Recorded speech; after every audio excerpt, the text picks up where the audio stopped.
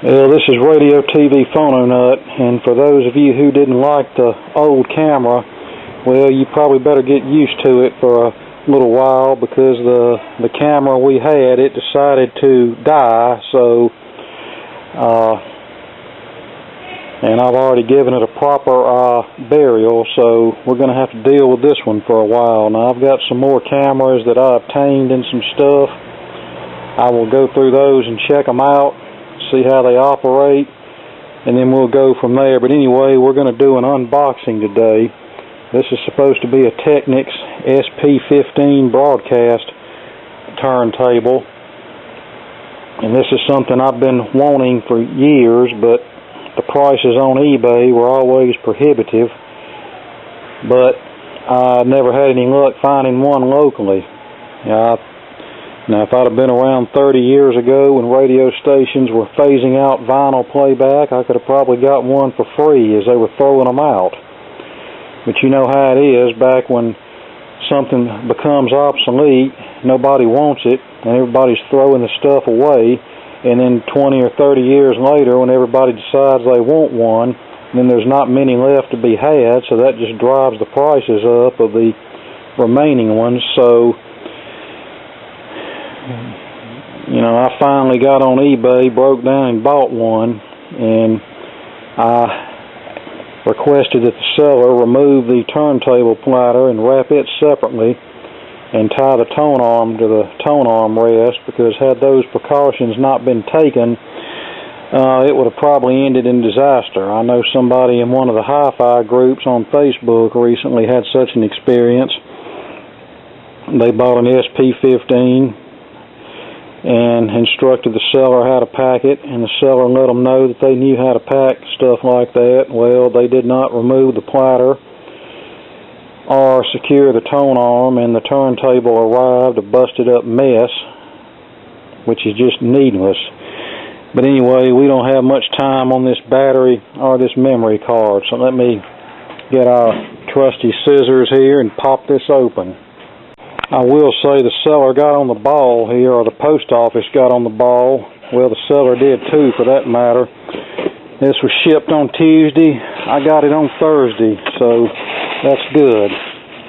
All right.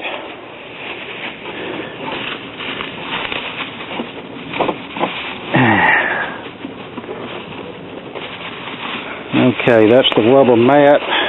All right, let's get it out of here, and this battery's about to die, so we're going to have to move quickly. All right, there's the packing material in the bottom of the box, such as it is, and the platter, and I believe that's the preamp.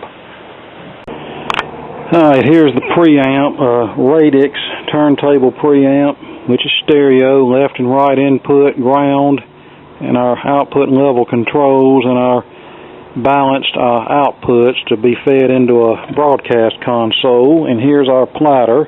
Those two items look to be in good shape. Now let's get the turntable up here and get it unwrapped and hope for the best. And these are some Audio-Technica isolation feet that the base was sitting on top of. Alright, it looks like it made it okay. This is a MicroTrak 303 Gray Research. Here comes somebody else. Hang on. Anyway, just to make myself more clear, this wooden shaft Tonearm was very popular in the broadcast industry. It started out life as a Gray Research 303. The 16-inch length was a 306, and then they changed the company name to MicroTrak. So this arm was, I think, available from the late 60s until well into the 1980s. It was mainly paired with the idler-driven Rusco QRK variety of turntables, but I have seen it on some Technics models like this. Now, what I want to do eventually, after I recover from the purchase of this, is take this arm off and install something like one of the longer Audio-Technica Tonearms, so I can have the ability to play 16-inch transcription records on this. Alright, platter's in place and it seems to be turning freely. It's not dragging on anything. That's a good sign. Now, had he not removed the platter from this, it would have probably ended in disaster, and we don't need any disasters. We've had enough disasters. Alright, it's about time for me to go eat my din, and we're going to give this battery a little charge, and then we'll come out and do a basic test on it here a little bit later. Alright, back on the SP15, I gave it a brief check out, and here are my findings, and this has got a few issues, which is not surprising. It's 40 years old, thereabouts.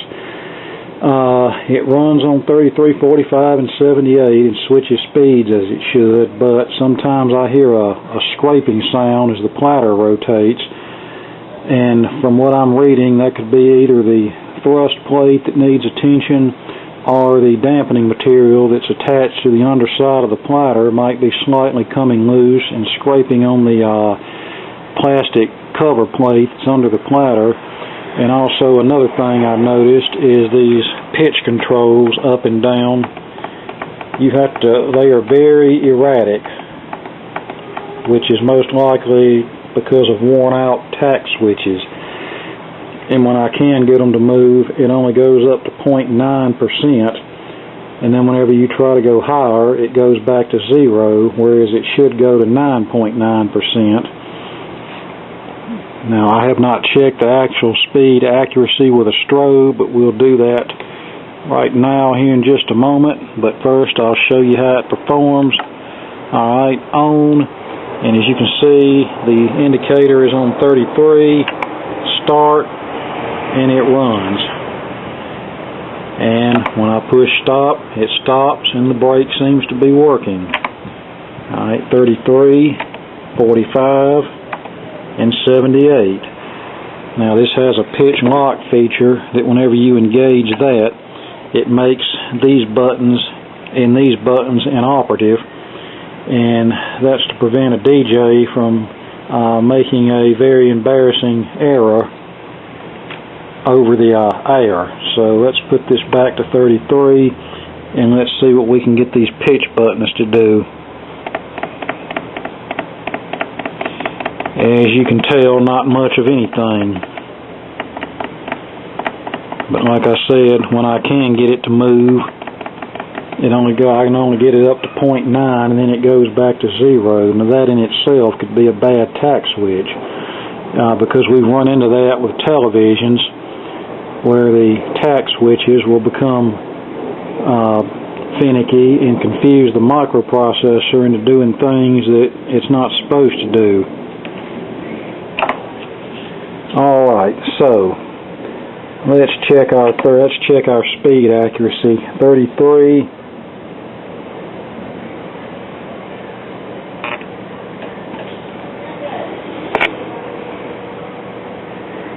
It's pretty good, but I am detecting a little bit of wow and flutter there, a little uneven movement, which, like I said, I'm not really surprised by any of this. 45 is doing the same thing.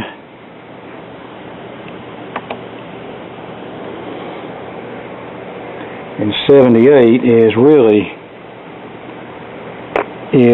slow. So yes, this is going to need some calibration.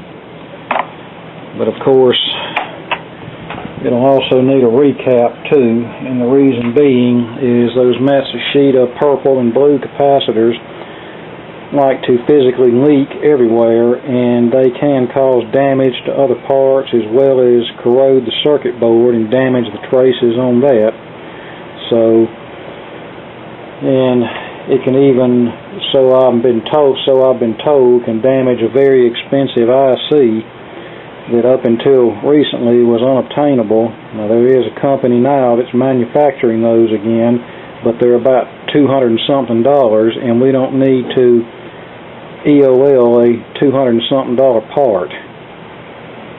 Now, as far as the cosmetics go, it's in decent shape, above average really. It just needs a light cleanup.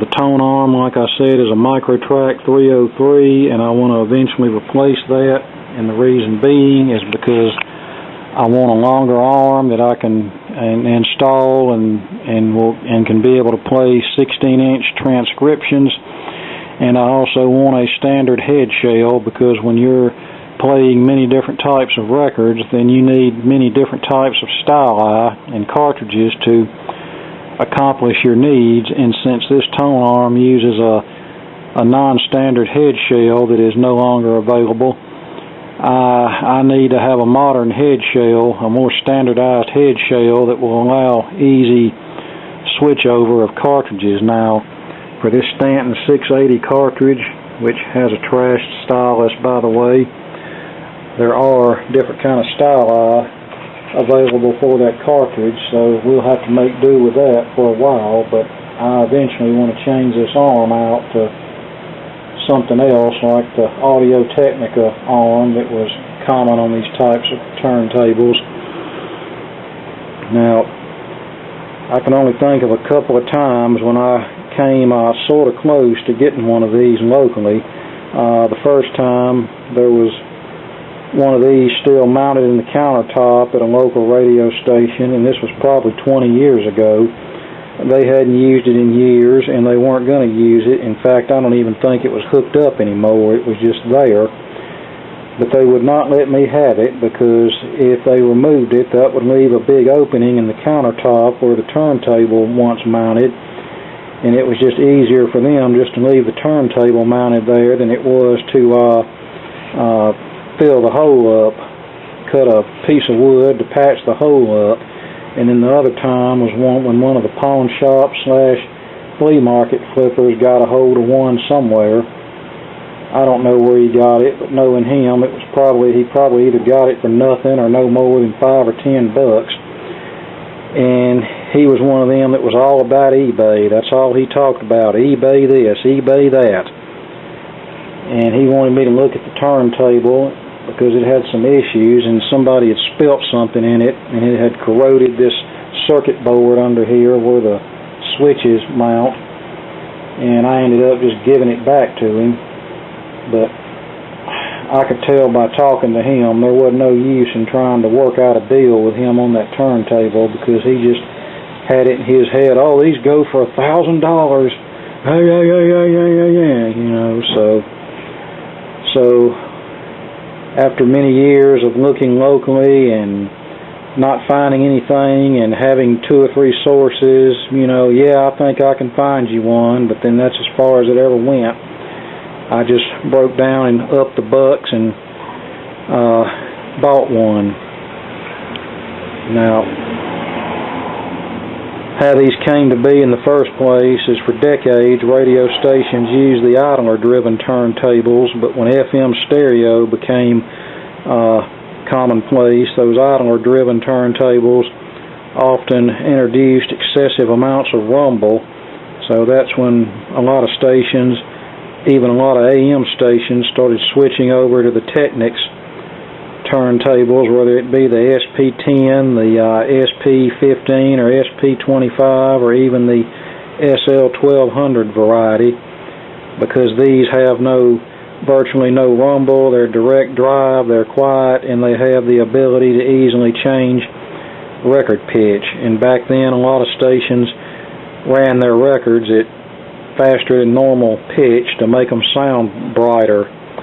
But one day, when time permits and I'm in the mood, we'll overhaul this, but at least it'll be here when I'm ready to work on it. Okay, before we end this, I thought I'd show you what was used before the days of direct drive Technics turntables.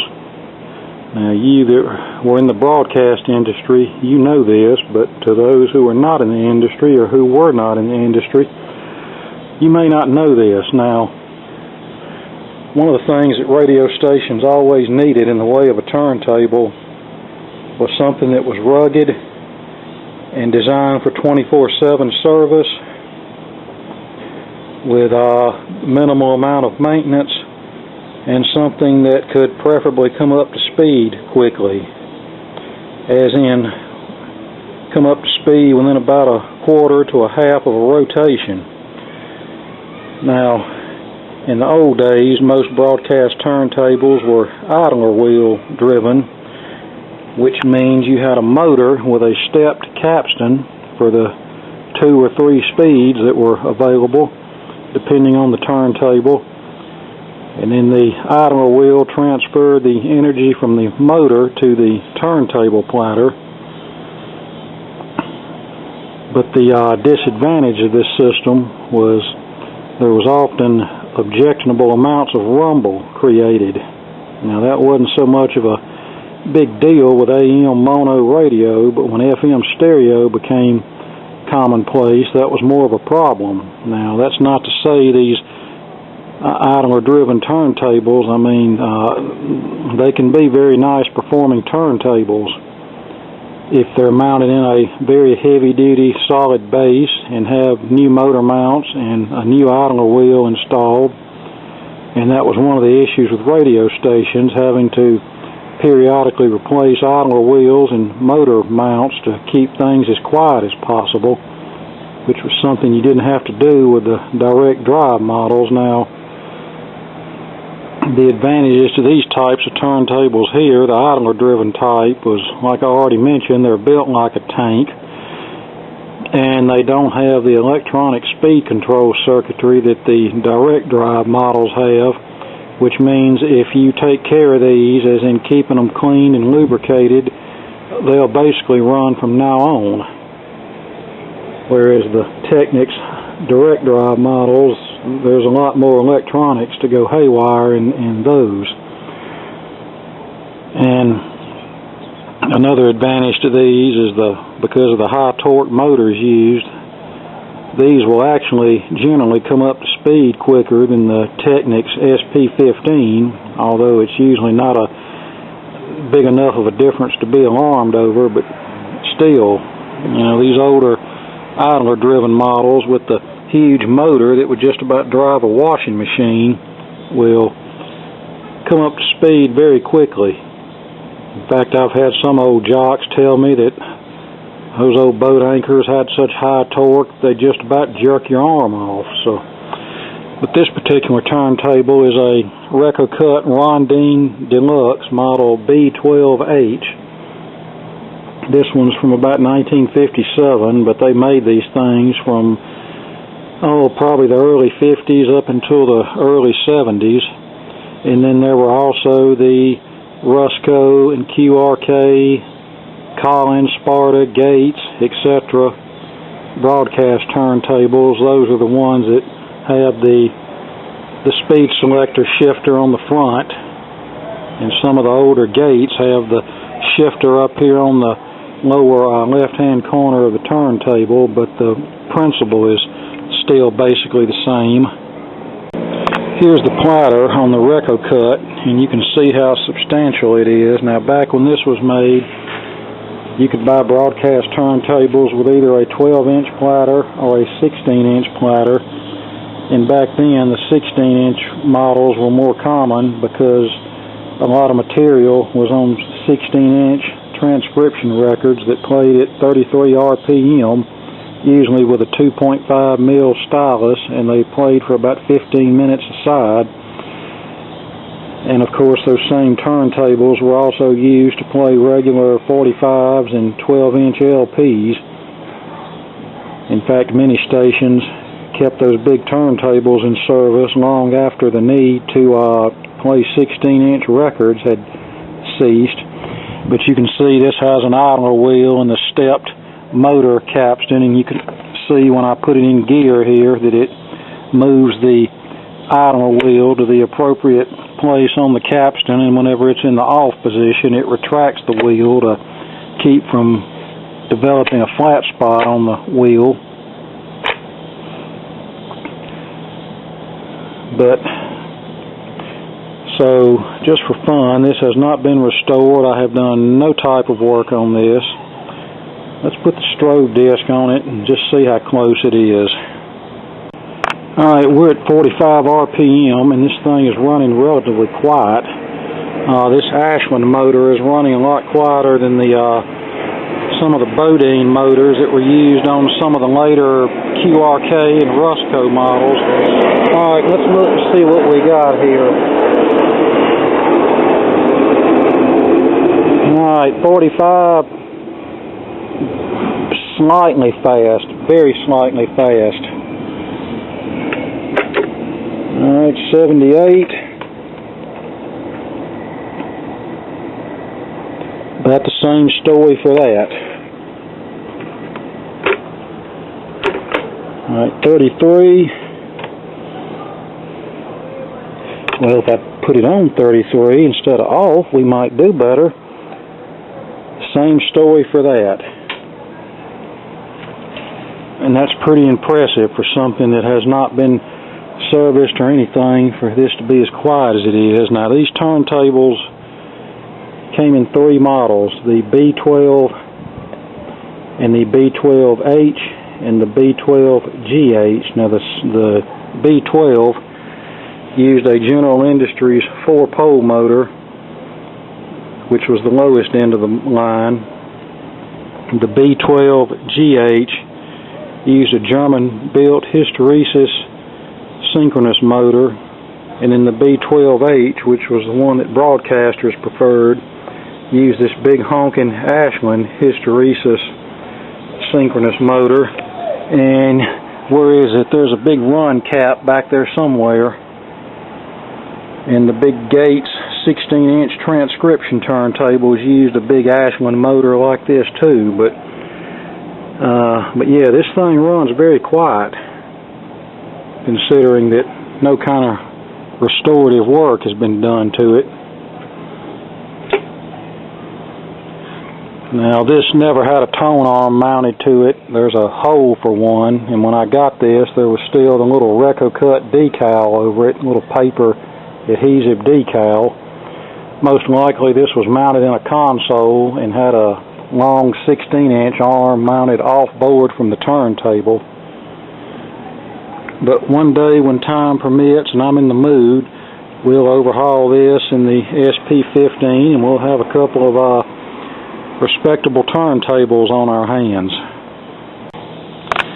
As far as Technics direct drive models, I think the first one was the SP10 that came out around 1970, which was a 2-speed model, and then the SP10 Mark II came along that had 3 speeds and had a separate power supply, but I don't think those had a variable pitch, but they had more torque than the later SP15, which we just of course looked at, and the SP25, which was the 2-speed version of the SP15, and the 25 also did not have the digital speed readout, but it had a variable pitch control.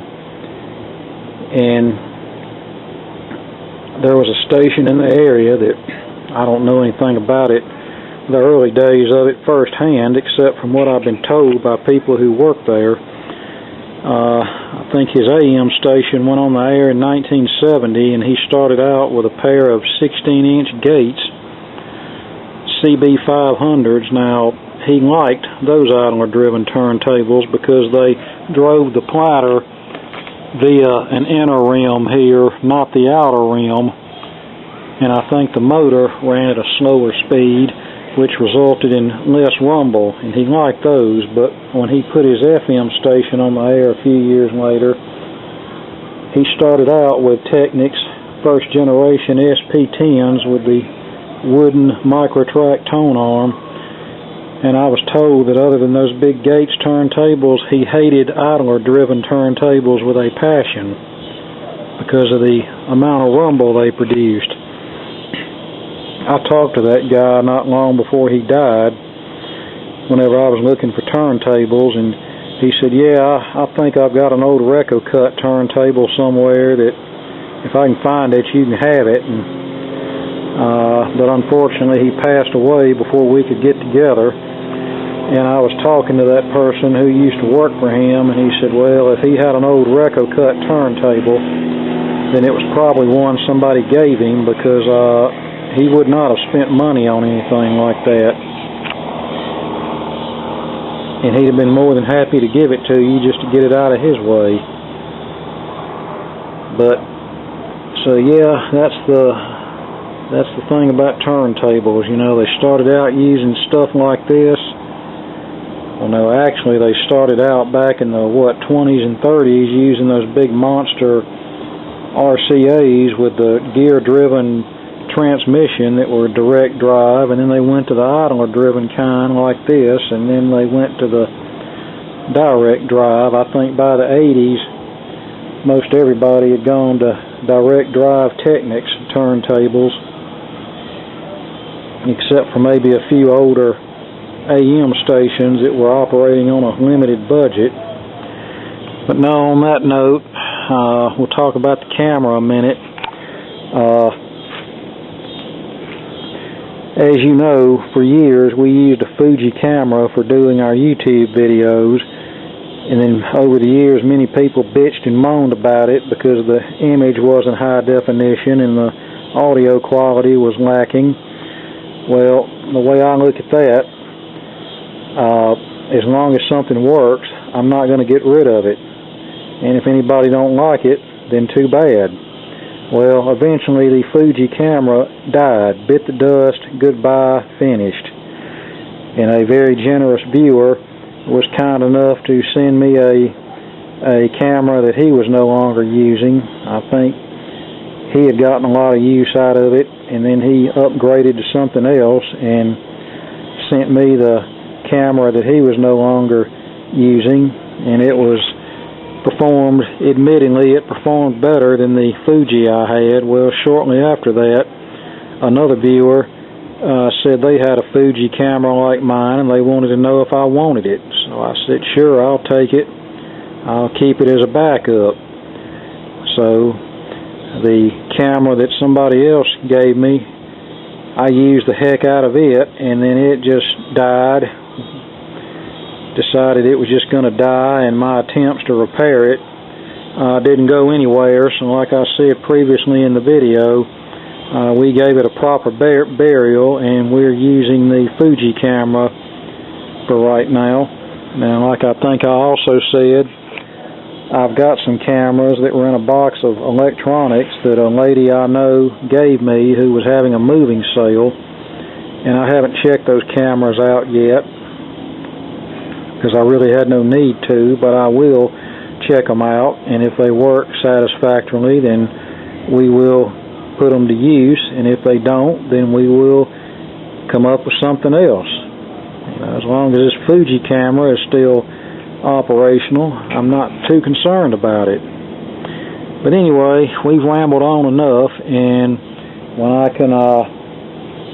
I'm in the mood and have the time, we will fix the Technics turntable. I think the first order of business with that is get the turntable itself operating properly, and then once that's done, then we can worry about finding a better tone arm, but that's no big deal. Like I said, I can use the wooden MicroTrak tone arm for the time being. I don't have that many 16-inch records, so it's not that big of a deal, but eventually I would like to replace it with something else. Alright, that's about all I've got for now. Thanks for watching, and I'll give you a little something to look forward to down the road. And speaking of Reco Cut, here's a later one, B12H from about 1970. This was made while the company was owned by CCA Electronics, who also owned QRK, and I believe CCA Electronics, aka QRK, continued to market this Reco Cut micropoise tone arm up until the early 1990s, but I think this B12H turntable was discontinued in the early 70s, around 71 or so. Now there was a Reco Cut B12-71 that I also have, but it looks just like your basic garden variety Rusco or QRK with the gear shifter on the front for speed change. Now, as you can tell, this tone arm is missing the head shell, and I think the arm has otherwise got some issues. You see it's kind of wobbly there. I think the bushings are probably shot, so probably just going to end up having to put a whole different type of arm on this when the time comes. And here's the underside of this one. As you can tell, it has a QRK branded motor. I'm not sure, but I think that motor might be Japanese. But once again, I could be wrong about that. Also, that motor is smaller than the other one, so you know, we couldn't put the other Reco Cut in this base because this base is not deep enough to accommodate the other motor. But yeah, I think this is probably from about 1970 or so, if I had to take a wild guess. This one I think runs, but as I recall, the motor was a bit noisy and it didn't have a lot of torque, so let's see. No, the motor is really not that noisy. Got good torque on 45.